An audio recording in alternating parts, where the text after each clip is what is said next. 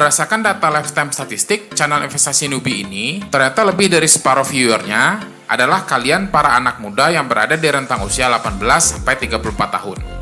Nah, sekarang gua ada pertanyaan buat kalian. Mending mana, jadi kaya pas umur 30 atau di 60 tahun? Oke, jangan salah paham dulu Pak. Ini bukan pertanyaan jebakan loh. Tapi yang pasti, cara untuk kaya di kedua usia tersebut beda banget. Kalau pengen kaya pas sudah sepuh, caranya gampang. Tinggal invest rutin aja setiap bulan selama 30 tahun dan asalkan gak ada meteor yang nabrak bumi, insya Allah bakal sukses jadi jutawan. Dijamin. Tapi kalau kalian pengen kaya di usia 30-an, maka perlu strategi yang lebih agresif, Pak. Asalkan step-stepnya benar dan gigih berusaha, gue yakin kok kalau kalian bisa sampai di tujuan dengan lebih cepat.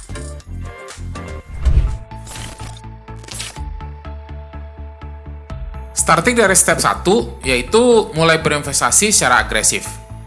Gue udah tahu kok, kalau rule of thumb dari menabung itu adalah menyisihkan 10% dari penghasilan. Tapi menurut gue, aturan itu cuma berlaku buat orang-orang yang gak pengen kaya dengan cepat, Pak. Gue udah bahas di video sebelumnya, berapa minimal duit yang harus kalian sisihin buat ditabung. Biar kalian ngerti, coba kita lihat perbandingan berikut. Skenario pertama adalah seseorang bernama A yang penghasilannya 5 juta per bulan dan cuma nyisihin 10% buat investasi ke pasar saham.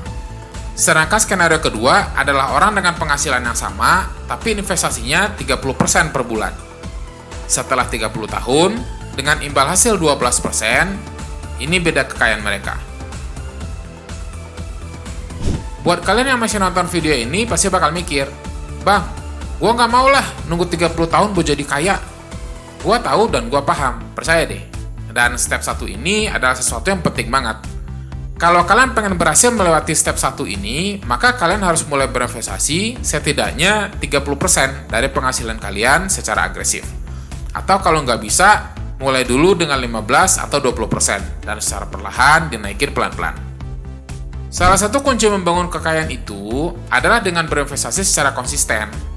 Jangan berpikir cuma sekali investasi 10 juta di saham, terus cuekin aja dan berharap tiba-tiba kayak mendadak dari situ. Nggak gitu cara kerja investasi, Pak. Yang namanya investasi itu harus dilakukan secara konsisten, di investasi yang tepat, dan dalam jangka waktu yang nggak sebentar. Masalahnya, dunia investasi itu bisa jadi tempat yang sangat menakutkan buat mayoritas orang. Banyak hal yang harus dipelajari, dan berbarengan dengan itu, kalian juga harus pintar-pintar supaya nggak terjerumus ke investasi yang buruk. Biar gampang, saran gua, mulailah dari investasi reksadana dulu aja. Terus, atur nabung rutin biar otomatis tiap bulan. Investasi di reksadana itu hampir sama kayak kalian sewa penasihat keuangan, Pak. Bedanya, kalian nggak perlu repot diteleponin atau bayar gaji mahal. Selain itu, kalian juga bisa alokasikan waktu buat melakukan hal-hal yang lebih penting, kayak belajar skill baru atau mengurus peliharaan kalian. Buat yang pengen tahu lebih dalam, kenapa pemula itu gue sarankan buat start dari reksadana dulu, bisa tonton video gue yang ini.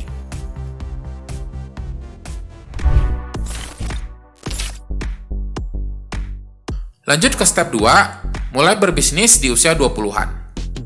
Menurut gue, nggak ada waktu yang lebih tepat buat mulai berbisnis daripada sekarang, Pak. Di era teknologi saat ini, kalian bisa start bisnis asli cuman modal HP doang, asalkan punya akses internet. Gue udah pernah jelasin ini sebelumnya, tapi bakal gue pertegas lagi. Kalau cara terbaik buat cepat kaya itu bukanlah dengan investasi. Investasi tetap bisa bikin kalian kaya, tapi butuh tahunan, supaya efek compounding interest-nya bisa melipat gandakan duit kalian. Jadi sebenarnya gue masih perlu investasi nggak sih? Jawabannya 10.000% yes. Menurut gue, kalian tetap harus invest, supaya kekayaan kalian tetap tumbuh walaupun pelan. Tapi kalaupun pengen cepet kaya, maka bisnislah jawabannya. Kecuali kalau kalian beruntung banget bisa invest di saham kayak United Tractor di tahun 98, mayoritas bisnis bakal bikin kalian kaya lebih cepat dibandingkan investasi. Makanya, Elon Musk cuman butuh 2 tahun buat dapetin $1 juta pertamanya. Dan sekarang umurnya baru 52 tahun, tapi udah jadi orang terkaya nomor 2 di dunia. Dengan total kekayaan hampir 2 kali lipat dibandingkan Warren Buffett yang sekarang 93 tahun dan cuman berada di peringkat 6. Jadi kesimpulannya, kalau kalian lagi di usia 20-an, jangan ragu buat agresif mengalokasikan uang dan waktu buat mulai berbisnis. Dan nantinya, duit yang kalian dapat dari bisnis bisa diinvestasikan lagi ke aset yang lebih menguntungkan kayak saham. Jadi, kekayaan kalian akan terus tumbuh di balik layar sambil tetap bisa ngumpulin duit dari bisnis.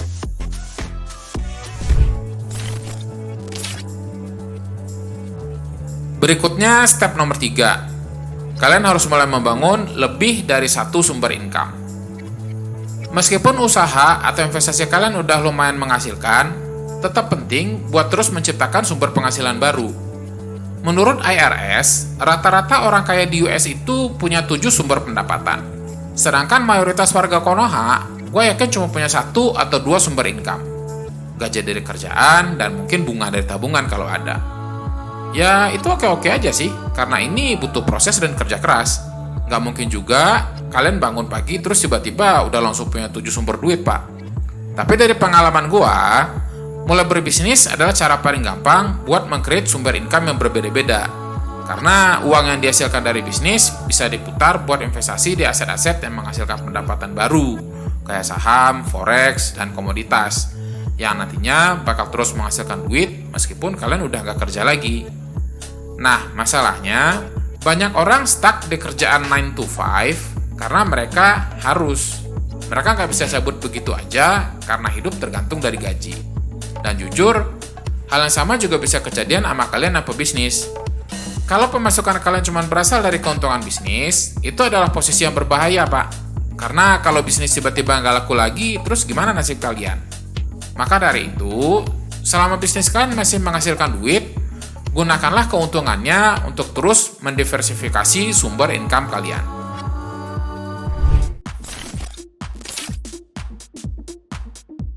Selanjutnya kita bahas step nomor 4. Belajar bedain utang baik dan utang buruk, serta tahu gimana caranya menghindari utang buruk tersebut. Utang buruk itu adalah segala jenis pinjaman yang dipakai bukan buat hal-hal yang menghasilkan. Seringkali bunganya tinggi dan bikin sesek, kayak kartu kredit, pinjol, dan pinjaman-pinjaman konsumtif lainnya. Sebagian orang bahkan ada juga yang masukin cicilan mobil sebagai utang buruk, walaupun hal ini masih jadi perdebatan sih, terutama kalau mobilnya dipakai buat bisnis atau direntalin. Tapi yang paling ngeri ya utang kartu kredit sama pinjol itu tadi. Kartu kredit bisa jadi sesuatu yang berguna kalau kalian pakai dengan bijak, tapi bisa jadi malapetaka juga kalau kalian pakai buat menumpuk utang yang nggak bisa langsung dilunasi. Misalnya, kalian beli HP 10 juta pakai kartu kredit, padahal kalian nggak mampu bayar full di akhir bulan. Nah, ini bakal bahaya banget, karena nantinya perusahaan kartu kredit bakal ngebebanin kalian sama bunga yang tinggi. Terus kalau kalian cuma bayar minimum payment, ya sebenarnya kalian cuma bayar bunga aja. Sedangkan utang pokoknya nggak bakal berkurang. Dan bulan berikutnya kalian bakal dicas bunga lagi. Dan begitu terus lingkaran setannya, sampai kalian bayar penuh atau bayar lebih dari minimum paymentnya. Jadi intinya, jangan beli barang yang nggak bisa kalian bayar, Pak. Sedangkan kalau utang baik itu, kayaknya nggak perlu diterangin lagi lah ya, yaitu kebalikan dari utang buruk. Berlawanan sama utang buruk yang bikin miskin, utang baik justru bisa meningkatkan kekayaan bersih kalian dalam jangka panjang. Jadi kalau kalian ngajuin pinjaman, misalnya buat modal usaha, pada akhirnya itu bakal menguntungkan dan nambah kekayaan kalian secara keseluruhan. Atau misalnya kalian beli properti yang bisa disewain. Awalnya kalian emang technically ngutang, tapi nantinya uang hasil sewa bakal bisa bantu kalian buat bayar utang tersebut. Dan nantinya kalian gak bakal cuma punya aset doang, tapi juga bakal punya passive income dari penyewa itu, yang bisa dipakai buat hidup atau diputar buat investasi lain, kayak saham atau properti lagi. Selain itu, jangan lupa kalau kalian juga udah punya bisnis dari step 2. Berarti sekarang kalian udah punya lebih dari satu sumber penghasilan, kayak yang diingatkan di step 3. Keren kan? Oh ya, sebelum gue lanjut ke step berikutnya, please klik like dan subscribe kalau kalian emang dapat value yang bermanfaat dari konten ini.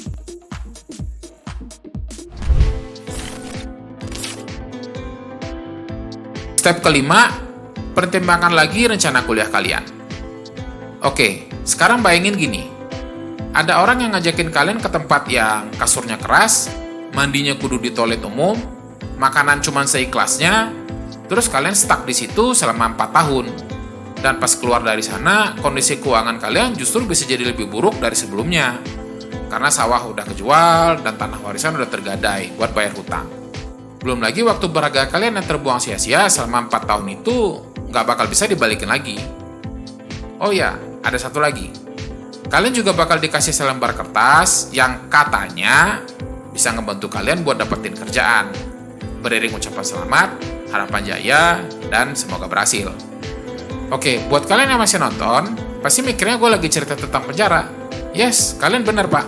Gue emang lagi bahas tentang penjara dan satu institusi lain yang namanya kuliah. Buat sebagian besar orang, menurut gue, kuliah itu lebih banyak rugi daripada untungnya pak.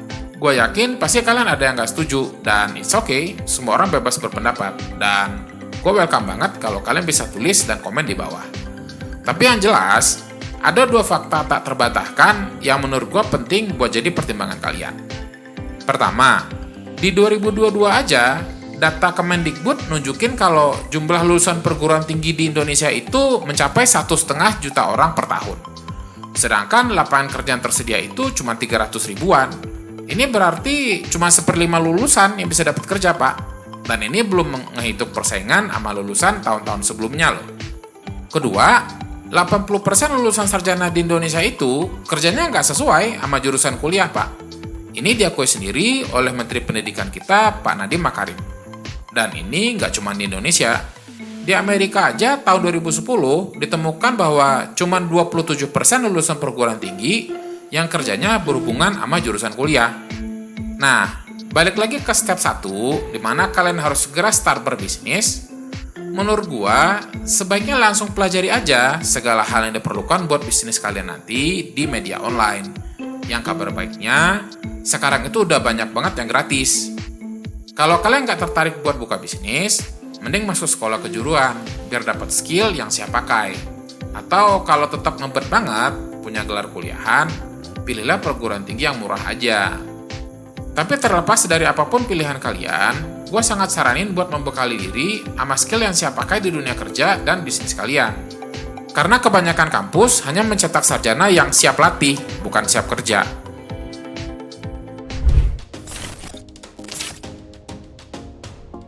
Sekarang kita masuk ke step terakhir yang bikin banyak orang merinding, yaitu mengambil resiko.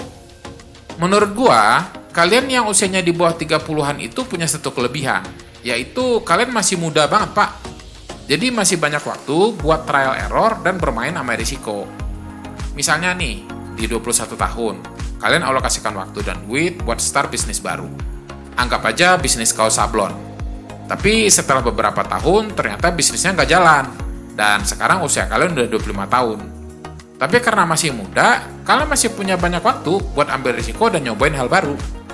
Gua sendiri nggak bisa ngitung berapa banyak bisnis yang udah gue cobain di usia 20-30 tahun.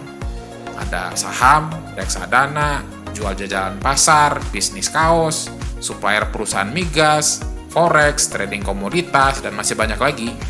Gua udah ambil banyak banget resiko. Ada yang berhasil dan banyak juga yang gagal. Nah, banyak gagalnya kayak gitu apa nggak bikin lu jadi baper dan kapok, Bang? Kalau gua sih enggak. Karena dengan kegagalan-kegagalan itu, gua jadi punya pengalaman berharga dan ilmunya bisa gua pakai seumur hidup. Jadi, buat kalian yang takut ngambil resiko, menurut gue harus berani dan jangan takut gagal. Bisnis itu bukanlah kelas ilmu pasti yang kalau nggak lulus bakal dihukum.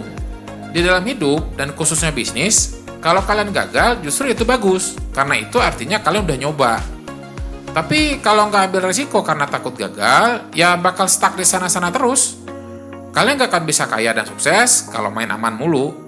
Tapi ingat ya, gue juga nggak saranin kalian buat nekat resign tanpa persiapan apa-apa dari kerjaan sekarang.